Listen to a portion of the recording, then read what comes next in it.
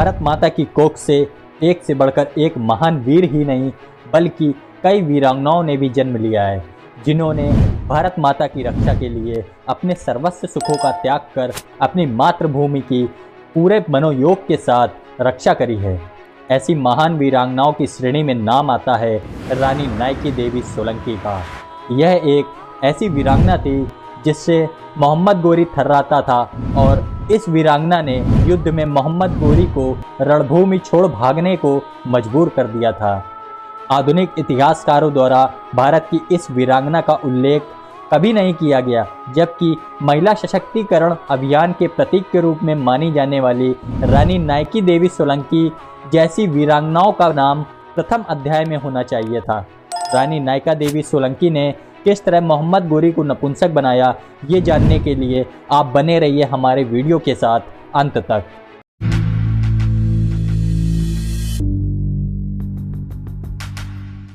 रानी Nike देवी गोवा के महाराजा शिवचित्ता परमर्दी की पुत्री थी। रानी में बाल्यकाल से ही विलक्षण प्रतिभा और असाधारण व्यक्तित्व की छाप दिखाई देती थी।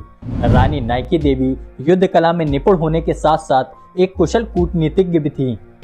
रानी नायकी देवी का विवाह गुजरात प्रदेश के शासक चालुक्य वंशीय राजपूत महाराजा कुमार पाल सोलंकी के सुपुत्र अजय पाल सोलंकी से हुआ था। गुजरात प्रदेश पर चालुक्य वंश का शासन था। तब के समय में अनिलवाड़ा प्राचीन गुजरात की महिमामय राजधानी थी।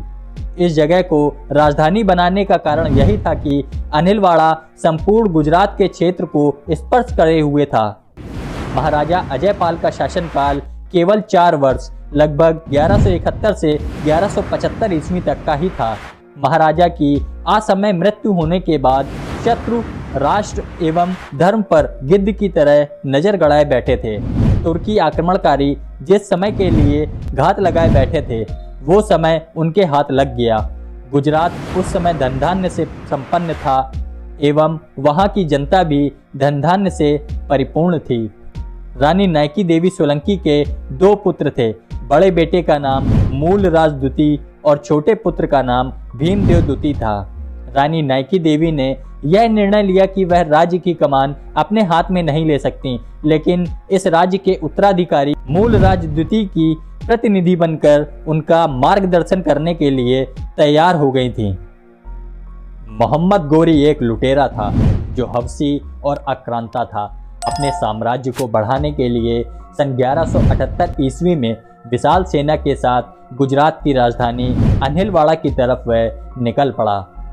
मोहम्मद गोरी का उद्देश्य था गुजरात राज्य को जीतना। अनिलवाड़ा से 40 मील दूर सन 1178 ईस्वी में आबू पर्वत के पास गदार घट्टा नामक घाट पर मोहम्मद गोरी ने तंबू लगाकर अपना सैन्य शिविर स्थापित किया। रानी नायकी देवी ने नाडोल के राजा कल्लड़देव चौहान के यहाँ पर राज्य की सभी स्त्रियों एवं कन्याओं को भेज दिया ताकि वह वहाँ पर सुरक्षित रह सकें। राजमाता रानी नायकी देवी की योजना के अनुसार उन्होंने यह रणनीति बनाई कि राजमाता के निकलने से पूर्व ही गोरी के सैन्य शिविर में 200 राजपूत योद्धा भेष बदलकर उपस्थित रहेंगे। वे गोरी के सैनिकों में छिप कर रहेंगे और कुछ राजपूत योद्धा आबू पर्वत की घाटियों का सहारा लेकर अनिलवाड़ा की सीमा को घेर कर रखेंगे। राजमाता गोरी को भ्रम में रखना चाहती थी, इसीलिए उन्होंने अपने 25,000 सैनिकों को कई टुकड़ियों में बांट दिया। कुछ गोरी के सैन्य बल में मिल गए, कुछ आबू पर्वत की घाटियों को घेर कर छिप गए और कुछ ने कयादरा की सीमा को घेर लिया। राजमाता घोड़े पर सवार होकर गोरी की सैन्य शिविर की ओर चल पड़ी। जैसे ही उसने रानी नायकी देवी को अपनी तरफ आते हुए देखा, उसकी खुशी का ठिकाना नहीं रहा। मोहम्मद गोरी से कुछ ही दूरी पर आकर रानी नायकी देवी रुक गईं। जैसे ही रानी वहां पर रुकी, मोहम्मद गोरी की सेना में शामिल राजपूत सैनिकों ने हर हर महादेव का नारा लगाते हुए तुर्की सैनिकों पर टूट पड़े।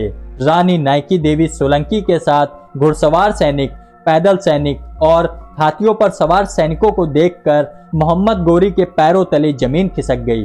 मोहम्मद गोरी कुछ भी समझ पाता इससे पहले ही रानी ने तलवार के तेज वार से मोहम्मद गोरी के गुप्त अंग को काट दिया। घायल अवस्था में दर्द से कराहता हुआ मोहम्मद गोरी युद्ध के मैदान से भाग निकला। मेरुतुंग के द्वारा लिखी गई प्रबंध चिंतामणि नामक पुस्तक एवं इतिहासकारों के अनुसार मोहम्मद गोरी इतना डर गया कि मुल्तान पहुंचने के बाद ही वह अपने घोड़े से नीचे उतरा। मुल्तान पहुंचने के पश्चात मोहम्मद गोरी ने देखा कि वह नपुंसक बन गया। इस घटना के बाद ही मोहम्मद गोरी ने आगामी 13 वर्षों तक भारत की तरफ आंख उठाकर भी नहीं देखा। रानी नाइकी देवी के रूप में काल का साक्षात दर्शन प्राप्त करने के बाद मानसिक रूप से एवं रानी नाइकी देवी की तलवार के वार से शारीरिक रूप से नपुंसक बनने के बाद गोरी की कामुच्छा हमेशा के लिए समाप्त हो गई। गोरी जब तक जीवित रहा वह उस राजपुतानी की तलवार की धार को कभी नहीं भूल पाया। तो दोस्तों, कैसा लगा हमारा ये वीडियो, हमें कमेंट के माध्यम से अपनी राय जरूर दें। अगर वीडियो हमारा पसंद आया है तो इसे लाइक करें, शेयर करें। चैनल पर पहली बार आए हैं तो प्लीज़ हमारे चैनल को सब्सक्राइब जरूर करें। धन्यवाद दोस्तों।